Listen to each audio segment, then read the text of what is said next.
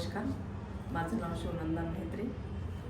जेव्हा मी सरांकडे आले, doctor Viraj Bhandari spine क्लिनिकमध्ये आले, तेव्हा खरंच हा एक सुवर्णयोग म्हणावं लागेल की मला या हॉस्पिटलचं नाव समजलं.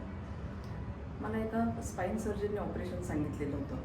मला अगदी 5 मिनिट देखील पेन न होता उभं राहता येत नव्हतं आणि ऑपरेशन सांगितल्यामुळं साहजिकच ऑपरेशन टाळण्यासाठी काय करावं लागेल यासाठी मी आपलं मोबाईलवर काहीतरी यूट्यूब किंवा असं वेगळे वेगळे सर्च करत होते आणि मला सरांच्या यूट्यूबला व्हिडिओ खूप सापडले.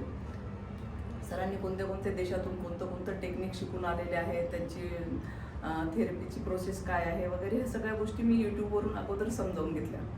नंतर मग मी क्लिनिकला फोन केला आणि मागच्या वर्षी माझं जानेवारीमध्ये एक प्रशिक्षण होतं SCRTला. तेव्हा प्रशिक्षण संपलं 5 दिवसांचं आणि 6व्या दिवशी मी माझ्या मैत्रिणीला घेऊन इथं आले.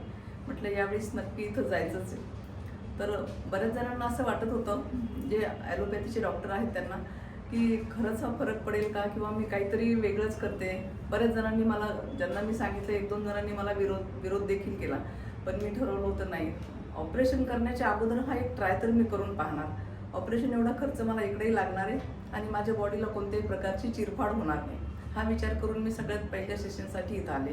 पण पहिल्या सेशनसाठी आल्यानंतरच मला डॉक्टर आणि इथला सगळा स्टाफ यांच्याकडून एक खूप असं विश्वास वाटला मला इथं येण्यामध्ये आणि जी एक आपुलकीची भावना वाटली. परत मी इथं बसलेली असताना अनेक पेशंटशी सहज गप्पा करत होते, तेव्हाही समजलं की खूप जणांचे पॉझिटिव्ह रिझल्ट आहेत आणि साहजिकच या ट्रीटमेंटकडे पाहण्याचा माझा सकारात्मक दृष्टिकोन झाला. आणि तेव्हा 24 जानेवारीला मी फर्स्ट सेशन घेतलं. 25ला संध्याकाळी मी इथून गेले. इथून मी सकाळी 6:30ला जालन्याला पोहोचले आणि लगेच फ्रेश होऊन 26 जानेवारीसाठी माझ्या शाळेत हजर होते. आणि तेव्हाच मला पेनमध्ये खूप फरक वाटत होता. मी असं वारंवार उभं राहून पाहत होते जास्त वेळ, आता दुखेल मग दुखेल आणि दुखण्याचं मला तो पिरियड वाढत चालला असं वाटलं. जे मला 5 मिनिट उभं राहता येत नव्हतं, मी 15-20 मिनिट सहज उभं राहू लागले. नंतर मला न बसता माझा एक पिरियड मला टीचिंग करता येऊ लागलं, चेअरवर न बसता. आणि सरांनी मला सुरुवातीलाच 9 सेशन्स, मिनिमम 9 सेशन्स सांगितले होते, 9 ते 12 सेशन्स.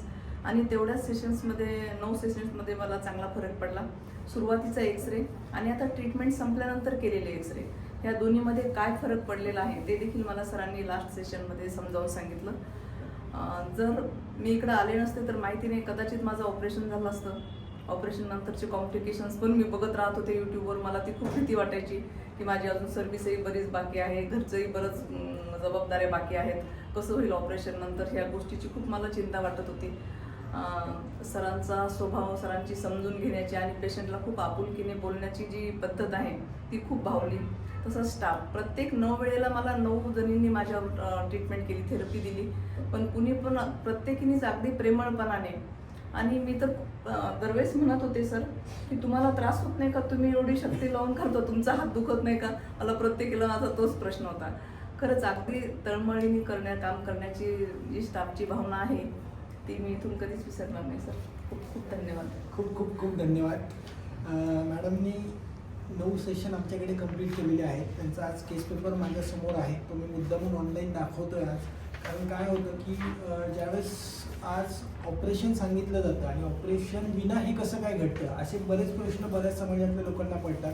तर ही जी थेरपी आहे त्यामध्ये जवळजवळ 3 तास थेरपी कंटिन्युअस चालते आणि कंटिन्युअस थेरपीमध्ये पहिली जी थेरपी आहे त्याच्यामध्ये आपण फेशियल मॅनिप्युलेशन, ज्याला US मध्ये रॉल्फिंग असं म्हटलं जातं, ती ट्रीटमेंट जी आहे त्याचे 12 सेशन आहेत. त्यामध्ये अनाटॉमी ट्रेन्स नावाचं एक ट्रीटमेंट पार्ट आहे, ज्याच्यामध्ये या दोन्ही ट्रीटमेंटचं कॉम्बिनेशन या फेशियल मॅनिप्युलेशनमध्ये आहे, ज्याच्यामध्ये प्रत्येक सेशनला वेगळ्या 80 मसलवरती काम केलं जातं. पहिलं सेशन एक ब्रेथ आहे, जसं पहिलं सेशन तुम्हाला दिलं त्यावेळेस तुमचा श्वास मोकळा झाला.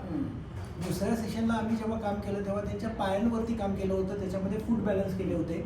थर्ड सेशनमध्ये आम्ही लॅटरल बॉडी बॅलन्स, प्रत्येक वेळेस 3-3.5 तासाची थेरपी चालते, ज्याच्यामध्ये प्रत्येक सेशनला ही वेगळी ट्रीटमेंट आहे. 4थं सेशन आम्ही कोर म्हणजे इंटरनल मसल्सवरती काम करतो.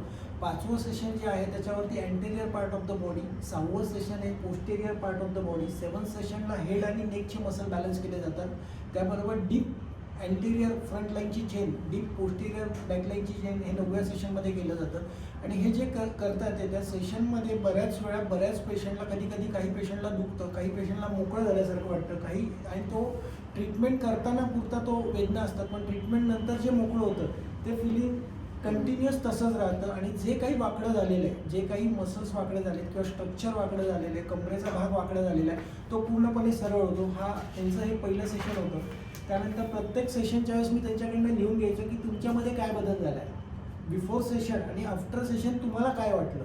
त्याचबरोबर प्रत्येक सेशनच्या वेळेस त्यांनी स्वतःहून सुंदर गोष्टी त्यांनी मला सगळ्या लिहून दिल्या की तंतोतंत त्यांनी शिक्षक असल्यामुळे त्यांनी प्रत्येक गोष्ट संपूर्ण शरीर हलकं वाटत आहे, उजवा हात मान पण नेहमीप्रमाणे फ्री वाटत आहे, मानेच्या दोन्ही बाजू फ्री वाटत आहे, असं ट्रीटमेंटच्या सर्व तक्रारी दूर झाल्या, हलकं वाटतं, धन्यवाद, असं मसल रिलॅक्स झाले आहेत, हलकं वाटत आहे, कंबर दुखणं थांबलंय, मान खांदा हात स्नायू रिलॅक्स झाला आहे, तिथली स्पेस मला वाढल्यासारखं वाटतंय.